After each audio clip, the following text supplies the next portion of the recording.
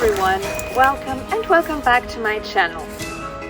Today is a bit of a spontaneous video because I was initially on a dog walk when I discovered this area, and as you might see from the footage that I will include in this video, everything is covered with snowdrops, and I had no idea actually. So when I saw this, I said to myself that this is a perfect occasion that I would absolutely love to benefit from, to go into my whole concept of working seasonally, and especially in spring and autumn I feel like everything is changing really quickly, so you do not want to sit on your hands in this kind of situations and wait around and come back like a week later or something, because as you might see, all of the snowdrops have now opened.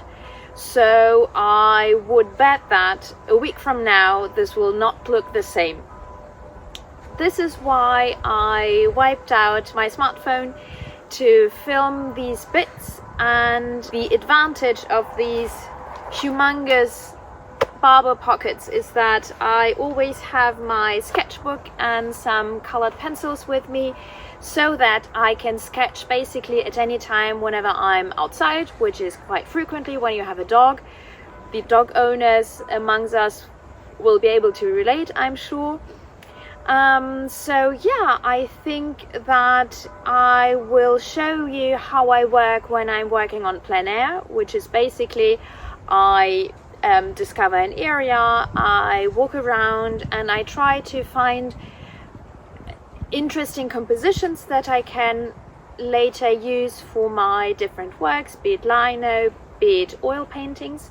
And this is maybe also a tip for those of you who work on different media, is that when you stumble upon occasions like these, when you see snowdrops or bluebells, you have to make really the most of the time that you are there. So my advice would be, take different types of sketches, those that you can use for oil paintings, others that you can use for whichever other media you're using. In my case it is lino prints, so I think I would be interested in sketching out some details, some more graphic details maybe, of the snowdrops in order to use this for my linos, whereas this is maybe not something I would otherwise be focused on if I were to go out only to paint an oil painting, right? Yeah, so I will bring you along on this little walk, and we will see if we can find a nice composition for me to come back later in the afternoon to start working on a oil painting sketch. Let's get into it.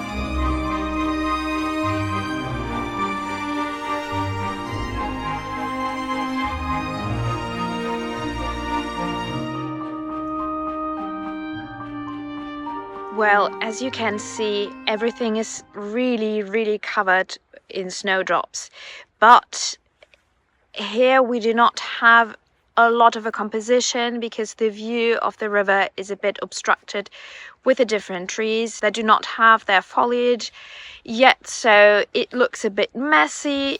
This is maybe not something we would want to focus on, which is a bit of a shame, because as you might see here, we have some nice ivy here on one of the fallen smaller trees.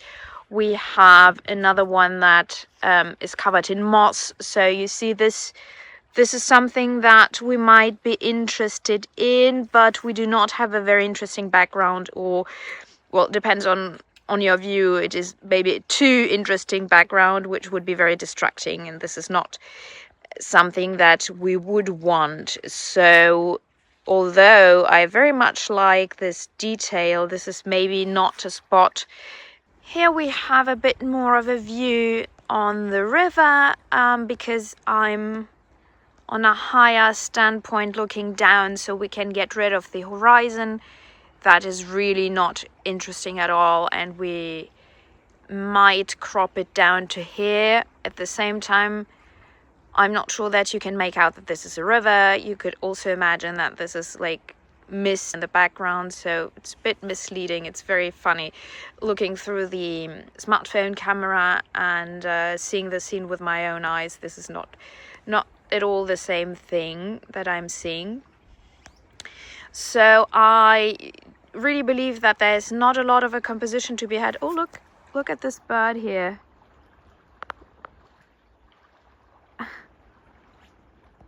That's funny, I've lost it. Sorry for the distraction, but the bird just really did drift really quickly down the river. Never mind. So my thoughts here would be that the wisest course of action might be to look for a foreground that is acceptable or that we like, where you can make out the snowdrops best, and that has a bit of texture, that is a bit more tidy, and then we can rearrange the background, because we are fortunately not photographers, so we are not in the business of representing reality as it is, right? And we can just change it as we like. Now, having said that, of course, I stumble upon the perfect scene just a couple of meters further away, so I believe that we will not even have to change everything up as much as I initially feared, because look at what I've just found. Look at that. We have so many different interesting elements, especially here in the middle, where we have those fallen branches that are covered in moss. We have some very interesting trees. Look at the shape of this one, for instance. Here, this one's not bad at all. So we should find everything we need just at this spot. Here I'm zooming in a bit. So the challenge will be to find a good format for what we're looking for. I initially thought, because there is not much depth on most of the path here, to opt for a square canvas and really focus on some foreground detail of the snowdrops, and then maybe simplify the background as much as possible. But I might just reconsider my decisions here. I will start sketching, and then we will see where this gets us. I just wanted to say real quickly that, as you can see here, I have taken some sketches, some detailed ones of the snowdrops to use for my linos, mostly. And I know that my sketches never look like anything really.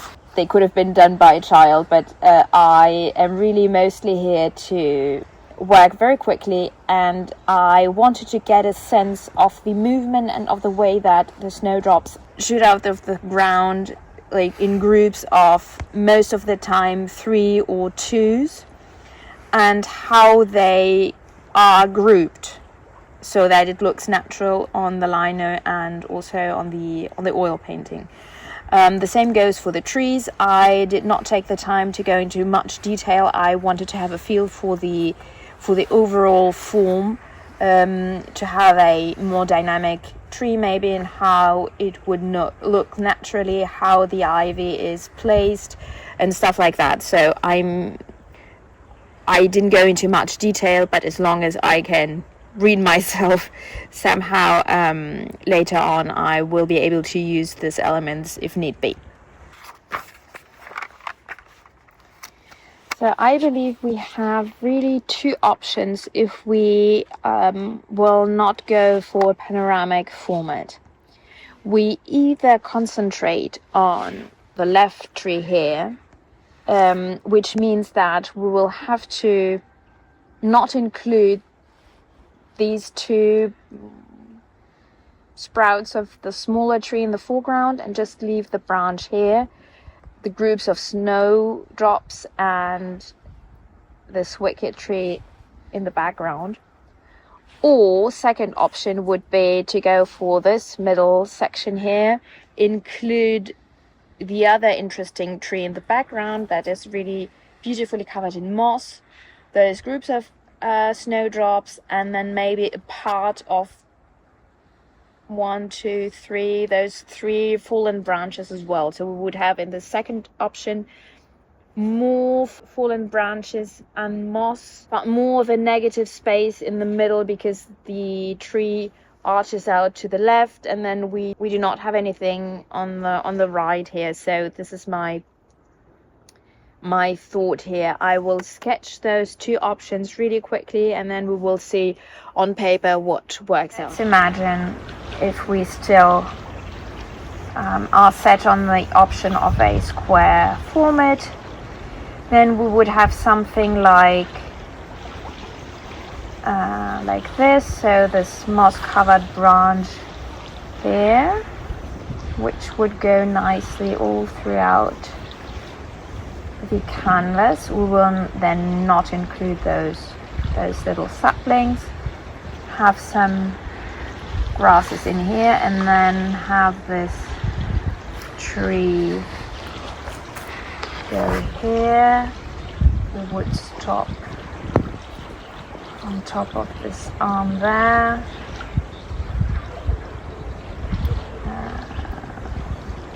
This part of the branch. Once again, I'm not very precise here. This is not the point of the exercise. At least this is not how I work. I know there are some who try to get it right and really nearly done right from the sketch, but I don't like working in this way. I really do need to have the feel of the medium that I'm working with to really start working. Otherwise I feel constrained. If I know that in the end I will not work with the pencil, this is psychologically blocking me already, because I know this will not look like this. Never mind. We would have our different groups of snowdrops here, here, here, here. I'm rearranging already, you see, because this is the part that is there, but I'm squeezing it into the middle. And we have a group here, here, and here, and I'm pretending that the second tree here doesn't exist because I don't feel like we need it here, but we might want to fill in the negative space here. So we will have the moss, but we do need to include another group of snowdrops in here to make it balanced, I believe. A smaller one here for the transition, another group here. And do we include another one further away? Why not? But really in a subtle way. We do have to be not that precise about it, I believe, in order to make it balanced and not too overcharged. Now here we will have some details of the grasses without including the snowdrops, and I believe that this is not bad. Now we have to think about what we do with this space here. We could pretend that there is a sky, maybe, so have some clouds and have something quite neutral. Or we could maybe hint to the fact that this is a forest, so without painting in the details, but like having some forms of trees in the background like this without really painting them in, but have something very sfumato typed there, smudge it out. I don't know yet whether I prefer it this way or not. Here we have the moss. Okay. Now, second option. We would place the tree first, I believe, because this is really something that anchors our composition. So, this is where we would begin. And this is really all we have. So, maybe this is already something that is giving us our answer to which one we should go for, because this is maybe not enough of an anchor point and an interest point, but let's see. So, group of snowdrops here, group of snowdrops here, all throughout really.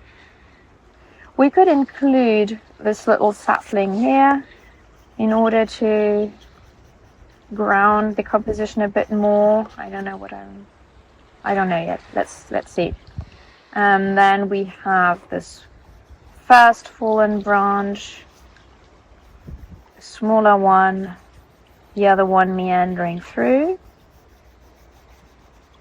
And we have to ask ourselves whether we want to include this mess here in the background. I'm not sure this would be a great idea, actually, but let's leave it at those 3 branches here to cover everything up.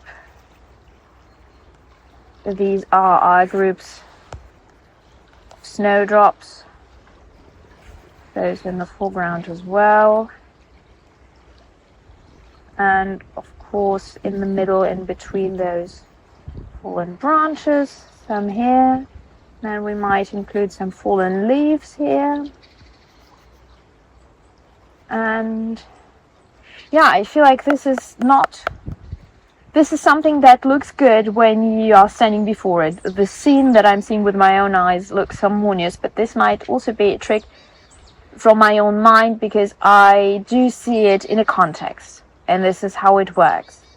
Whereas if I were to cut it down, this is where I believe that this is not working out at all. We do have to imagine quite a lot of different things in the background for it to work. So I do think that we will stay with the option number 1. And I believe that we have all we need for now. I have my sketch. I've also taken some references with my iPhone, some photo references if I need to go into more detail at home, because I'm not sure, given the weather, that I will be able to finish up everything in my plein air session later on. So we'll see how it goes. But at least I have my composition, I have my sketch, I have the idea for the format. So all I have to do is go back home, take my canvas, take up my small box. I believe this is what I will take with me. Prepare some oil paints, because I will not take everything with me that I possess, right? I will pre-select the colors that I will need, and I will show you later on when I come back how this will go.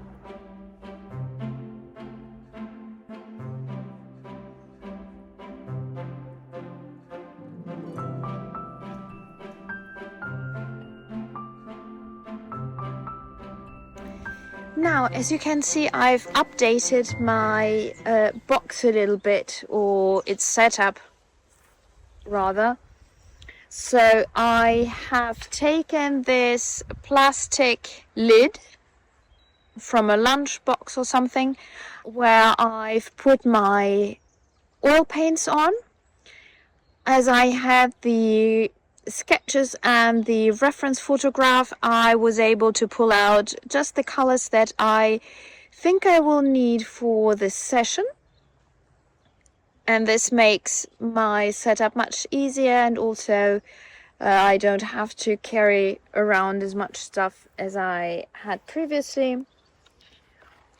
Also, I couldn't find my cardboard color palette, so I had to make do with 2 bits of paper that is coated. This is for sketching oil paints on the go.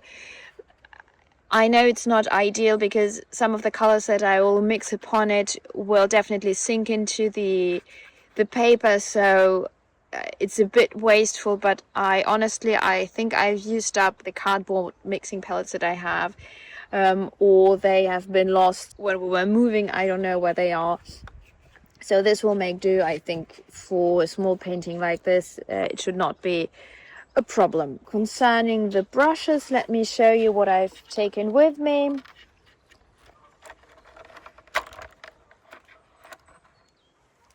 I have taken a bunch.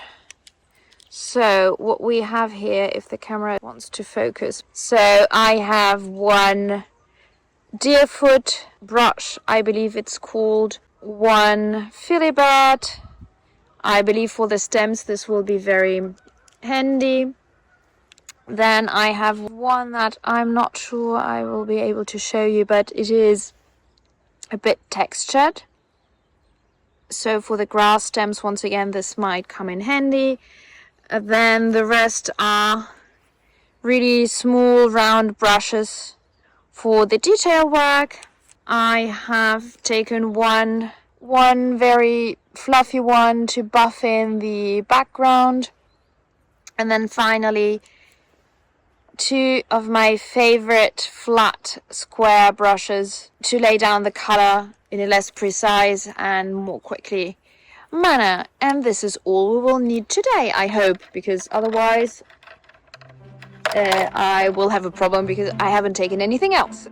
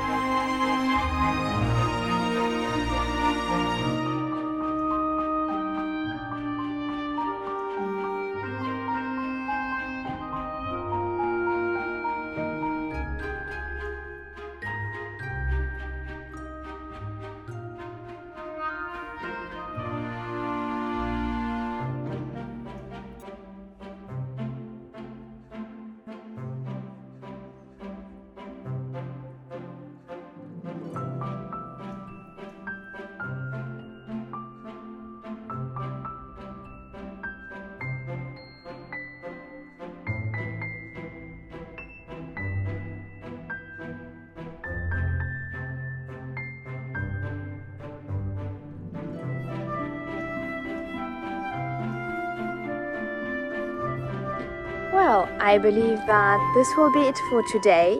As you can see, we've got some absolutely extraordinary evening light. The sun came out, so I didn't have to work in those very flat and somewhat grey conditions that I had in the beginning of the day. So this was good news, although I had to shuffle around a little bit, of course, on the canvas and get the lighting right. But this is the risk of the plein air session, right? You never know what the weather has in stock for you. So sometimes it's good surprises like today. Sometimes they're bad if it's raining or something and it's not really the mood that you're looking for. But anyhow, you know that you are most of the time in for a change, so you have to adapt and adapt quickly. I made sure to snap some shots still to have the reference for when I'm back in my studio, because as you can see, there are not as many details as I would love to have at the end.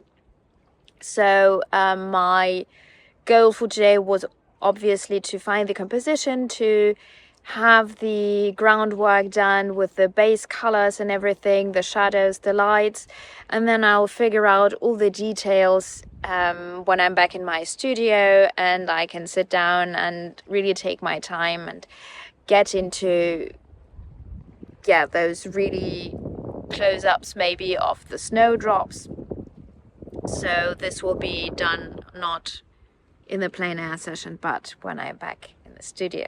You might have noticed that I opted for the secret option C in the end. So I was not going for the first composition and not the second one that I've sketched out earlier this day, but I have combined them. I squished them together, so I had both of the trees at the end, and I feel like this made for a more balanced composition in the end. So I didn't even plan for it, it just occurred to me when I started painting. Also, you might have noticed that I did not use the cardboard to mix the colors. I directly did it on the plastic lid. I don't know why that didn't occur to me when I packed my box, but there you go. Sometimes the inspiration in the moment is really better than the preparation beforehand. And so I hope you enjoyed coming with me to this very spontaneous, unplanned plein air session. Thank you so much for joining me today, and as always, I hope to see you in my next video very soon. Until then, have a lovely morning, afternoon or evening, wherever you are. Cheers guys, have a good one.